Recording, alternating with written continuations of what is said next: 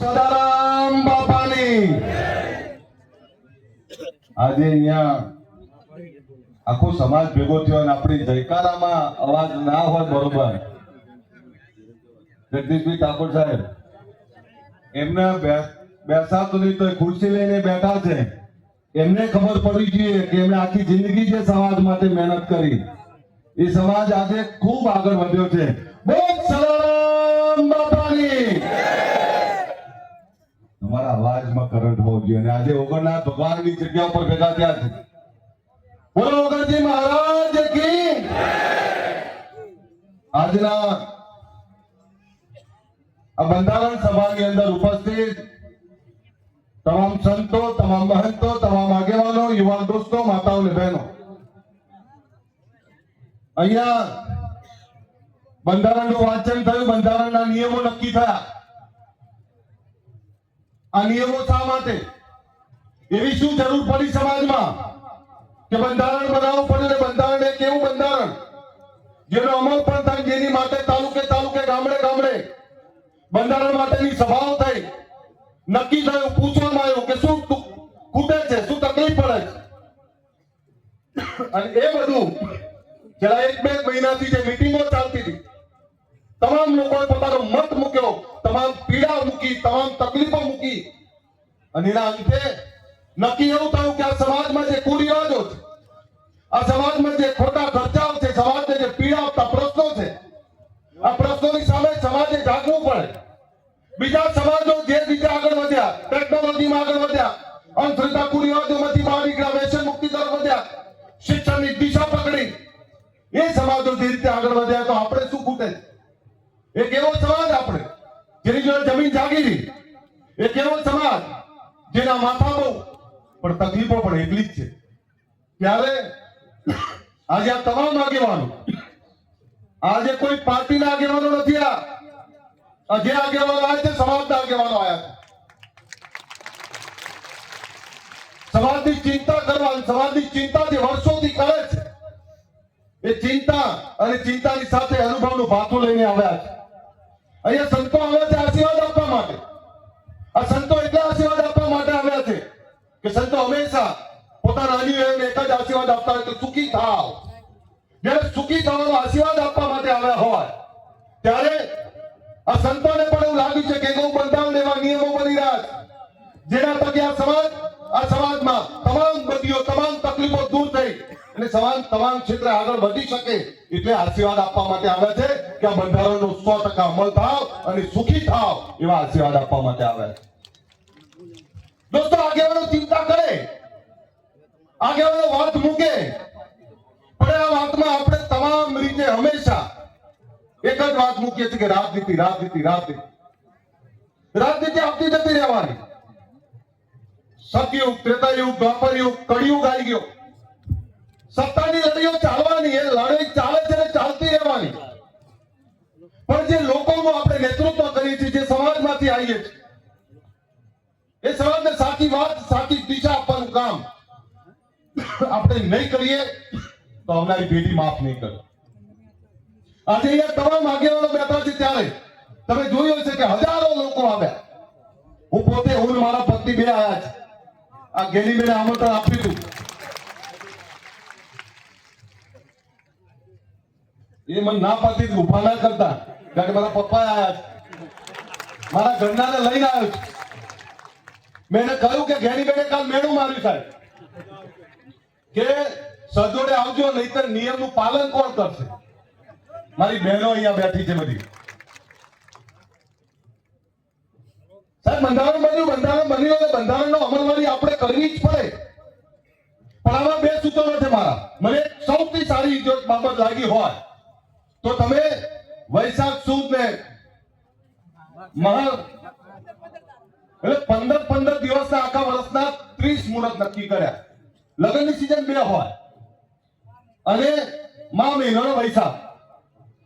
આ 2 મહિનાની જે લગ્નની નક્કી કરી તમે મુહૂર્ત, આ મુહૂર્તમાં જો લગ્નો થશે ને તો સાહેબ અડધી તકલીફ તો એમની દૂર થઈ જવાની. એનું કારણ છે કે આહિર સમાજ, હું આહિર સમાજના સાહેબે ગયા છે, હું કહું છું બધા ગયા છે. બટેજી તેરસના દિવસે, 1 દિવસે આખી રાત લગ્ન થાય, ઘરે ઘરે આખા ગુજરાતમાં આખો સમાજ ઘરે ઘરે લગ્ન થતા હોય. કોઈ જગ્યાએ 15 લોકો બેઠા, કોઈ જગ્યાએ 20 લોકો બેઠા હોય, પણ એ તમામ જગ્યાએ 10 લોકો, 15 લોકો, 20 લોકો, એટલે કોઈ ખોટા ખર્ચા થાય જ નહીં, ખોટા દેખાવા થાય જ નહીં. એટલે આ જે નક્કી કર્યો છે નિયમ, હું આ બંધારણ નક્કી કરનારા તમામ આગેવાનોને અભિનંદન પાઠવું છું કે આ નિયમ થકી તમારી 50% તકલીફો એની દૂર થઈ જવાની. પણ એક બીજી વાત કરું, તમે 16 નિયમ બનાવ્યા, 17મો નોંધ લખી છે, પણ 17મો નિયમ પણ બનાવો. આપણે તો બોલાવણા બંધ કરો. આવી ગયું? આ બોલાવણા એટલે શું મને ખબર પડે છે. આપણે તો કોઈ માંદું પડે તો એના ઓછીકા નીચે 10-20 રૂપિયાની 50 રૂપિયાની નોટ મૂકવાનો રિવાજ કેમ? તો કે આને દવાખાનાનું બિલ ભરવામાં તકલીફ ના પડે. આ રિવાજ એના માટે કરેલો. પછી તો 10,000 રૂપિયાનું દવાખાનાનું બિલ, 2 લાખ રૂપિયા તો એ બોલાવડા વાપરી નાખે. આ ના ચાલે. તમારે ખોટા ખર્ચામાં નીકળવું પડે બહાર. પણ આ બંધારણ બન્યું, સૌથી પહેલા સ્ટેજ વાળાને શપથ લેવડાવું છું.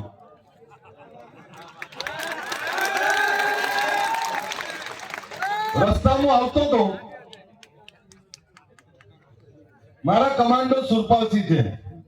સુરપાલસિંહ મને કે સાહેબ આ બંધારણ તો બનશે, પણ આ સમાજનું બંધારણ પૈસા વાળા વગદાર આગેવાનો ઉપર લાગુ પડશે. ચિંતા ના કરો, સ્ટેજ ઉપર જઈને વાત તો કરશું. અમારા દશરથજી અત્યારથી બી આજ, કારણ કે દશરથજીના દીકરાને લગ્ન છે આ મહિને. પણ તમને કહું, હું મારા પપ્પાનો આભાર માનું કે મારા દીકરાના 10 થી 15 હજારમાં લગ્ન કરી દીધા એમને. મને સાહેબ કોઈ કહેવા નહીં આવ્યું કે ખવડાવવું પડે કે બીજું ત્રીજું. મને આનંદ છે. અને ખરો પ્રસંગ તો કુટુંબ કબીલા વચ્ચે મજા આવે. તમે 5000 લોકોમાં કોને મળો? જાનૈયા આપણા માટે બધા જ માટે સન્માનીય હોય. આપણા દીકરા દીકરીના લગ્નમાં આવ્યા હોય તે તો આપણા માટે બધા માટે સન્માનીય છે. એટલે આ નિયમ જે બનાવે છે, આ નિયમનું પાકી અમલવારી આપણે કરવી જ પડે, અને તો જ સમાજનું ઉત્થાન થાય. અને હમણાં એમણે વાત કરી જ્ઞાનીબેને સદારામ ધામની કે 10-11 વીઘા જગ્યા લઈ લો. ત્યારે તમે જુઓ કે આ સમાજના જે લોકોમાં તાકાત છે, જે લોકો જોડે પૈસા છે, એવા લોકો બધા 1-1 વીઘો જગ્યા આપવાની વાત કરી. ત્યારે હું, લવિંગજી કેસાજી અને સ્વરૂપજી ઠાકોર 11 વીઘા જગ્યા આપીએ છીએ. તમે ત્યારે કરો ત્યારે.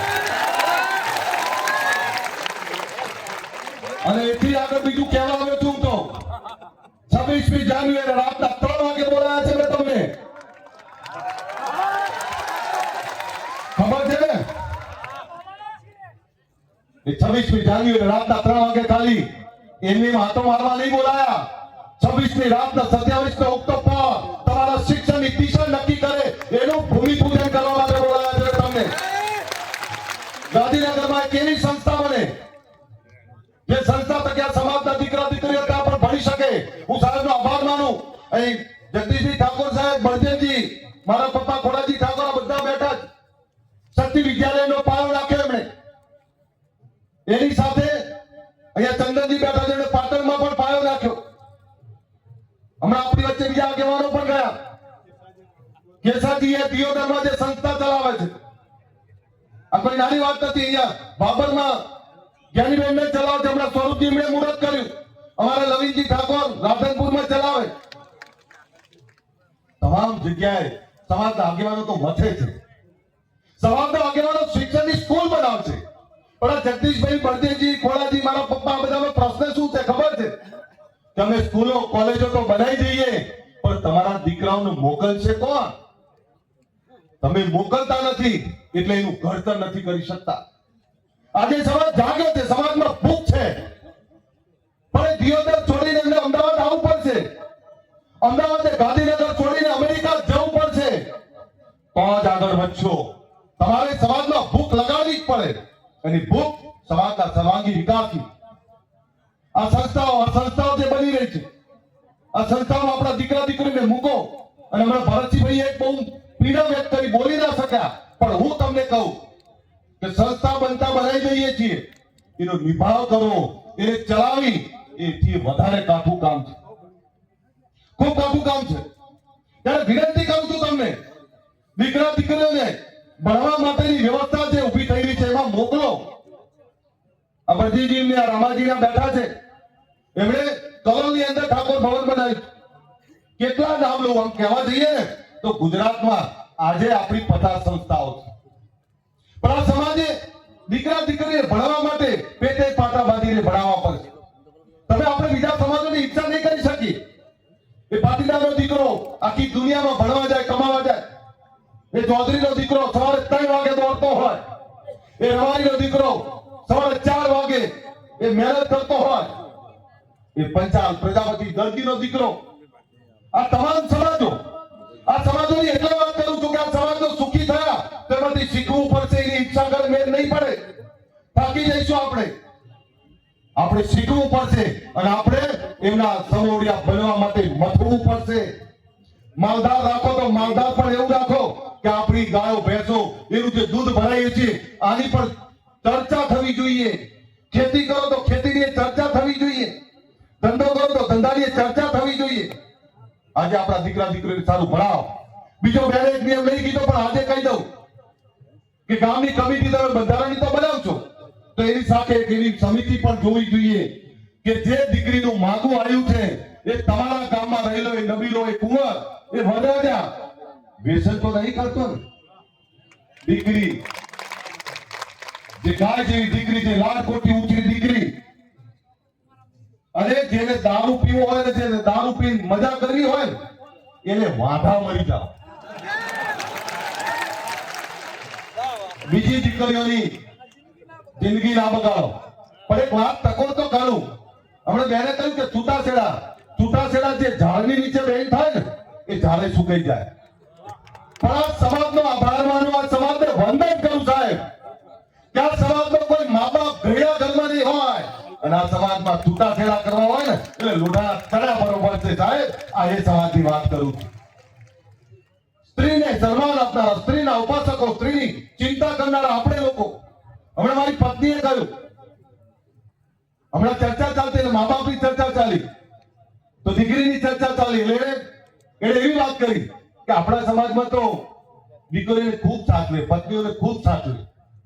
અને હમણાં કેસાજી મેં કહ્યું, કેસાજી મેં કીધું તમે આ નિયમ બનાવ્યા આ અત્યારથી લાગુ પડે ને, આજથી લાગુ પડે ને, જૂનું કઈ નહીં ને. મારો લવ મેરેજ છે પણ ભાગી નહીં કર્યા અમે. 1997 માં ભાગી નહીં કર્યા. મારા સાસુ સસરા, મારા મા બાપ અને સવિશેષ મારા પિતાજી બેઠા છે, એમનો આભાર માનું, ઋણી છું એમનો કે 1997 માં કઈ પરિસ્થિતિ હશે અને એ વખતે બે પરિવારોની સંમતિથી અમે લગ્ન કર્યા હતા. સાહેબ તો ત્યાં જ રહે છે નરોડામાં. પણ આપને બે હાથ જોડે વિનંતી કરું છું, આ સમાજ એક કેમ થયો છે ખબર છે? આટલી મોટી સંખ્યા કેમ છે સાહેબ? હું 2 કિલોમીટર ચાલીને આવ્યો. નટુજીને તકલીફ પડી હતી, 1 કિલોમીટર પોણો કલાક થયો. આટલા બધા લોકો કેમ આવ્યા? આ બંધારણની ચિંતા, એ ચિંતા તો ખરી, પણ તોય આટલા બધા લોકો કેમ આવ્યા? એ ખબર છે કેમ આવ્યા? આ સ્ટેજ ઉપર બેઠેલા તમામ રાજકીય આગેવાનો રાજકારણ ભૂલીને સમાજ ત્યાગ કર્યો છે એની ચિંતા કરવા માટે ભેગા થયા છે. આ એટલે આવ્યા છે. અને એટલે કહું છું કે આપણે ભેગા છીએ તો સમાજ તો બચારો રાહ જોઈ બેઠો છે. સમાજ તાકાતવાર છે. સમાજે તમને સિંહ ગણના કરવાની તાકાત આપી અને તમે બકરી બની જાઓ તો એમાં સમાજનો શું વાત? સમાજે તાકાત આપી, સમાજે ચિંતા કરીને આટલા મોટી સંખ્યા ભેગા થયા છે. હું કેસાજી, કેમજીભાઈ, મુકેશભાઈ બધા જે કઈ આયોજન કર્યું છે ગેરીબેન બધા હું અભિનંદન પાઠવું છું કે તમે ખૂબ સરસ આયોજન કર્યું છે, ખૂબ સરસ ચિંતા કરી, બંધારણ બનાવ્યું. સાહેબ આના 2 વર્ષ પછી જોજો જ્યારે અમે વ્યસન મુક્તિની વાત કરતા તો સાહેબ આપણા જ લોકો હસતા હતા અમારા ઉપર. એટલે કેવી રીતે તમે વ્યસન મુક્તિ કરાવશો?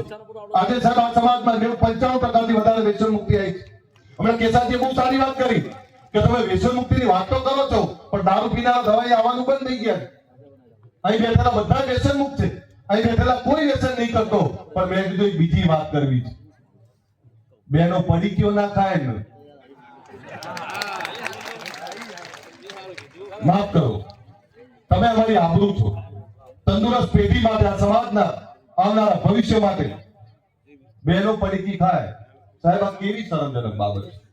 બે હાથ જોડું અને એમના ઘરવાળાને કહું કે તમે મસાલો ખાતા હશો ત્યારે પડીકી ખાવા લાગ્યા, અને તમે બે ખાતા હશો તો દીકરો તો ખાવાના જ છે. એટલે પડીકીઓમાંથી બહાર નીકળો. તંદુરસ્ત પેઢી, આવનારું પેઢીને સબળ સક્ષમ જીવન આપવું હોય તો શિક્ષણ, સંસ્કાર, વ્યસન મુક્તિ આ બધું જ જોડે આપવું પડશે. તમારે ધંધા રોજગારની સારી દિશા નક્કી કરવી હોય તો કેલ્ક્યુલેટ જિંદગી જીવવી પડશે. તમારા રૂપિયાને યોગ્ય મેનેજમેન્ટ કરવું પડશે. હમણાં મને એ પણ તમને કહું કે જ્યારે 50 વીઘાનો ખેડૂત ખાતેદાર આપણો વર્ષના અંતે બિયારણના પૈસા ઉછીના લેવા જાય ત્યારે શરમ આવે. તો પાક તો આપણો એટલો છે, 5 વીઘાના ખેડૂત ખાતેદાર જોડે ઉછીના માંગીએ ત્યારે સમાજની દશા શું થાય? એટલે વિનંતી કરું કે સારી ખેતી કરો, સારું મેનેજમેન્ટ કરો, પૈસાની સારી બચત કરો. પણ આજે જ્યારે તમે બધા અહીં આવ્યા છો ત્યારે 26 જાન્યુઆરીનું આમંત્રણ આપું છું અને રાતના 3 વાગે એટલે ત્યાં સમાજની એકતાનો પરચો બતાવો છો. આવશો ને બધા? તો બે હાથ ઊંચા રાખી તાળી પાડે, ખબર પડે. અને ખબર નહીં પડે તો ખબર પડે કે આવવાના છો. ઘણા બધા પૂછ્યું કે રાતના 3 વાગે કેમ? ત્યારે બધા બેઠેલા આગેવાનોને આમંત્રણ આપું છું અને તમને આમંત્રણ આપું છું. આ સમાજે સમયાંતરે પોતાની એકતાનો, તાકાતનો પરચો બતાવવો જ પડે. આજે જે ઓગણનાથ ભગવાનની અંદર મળ્યા છીએ, હું બાપજીને વંદન કરું છું કે જ્યારે આપણને જરૂર પડી ત્યારે ઓગણની ભૂમિ આપણા માટે હંમેશા તૈયાર હોય છે અને તમામ રીતે આવકારવા તૈયાર હોય છે. ત્યારે બાપુને હું વંદન કરું છું.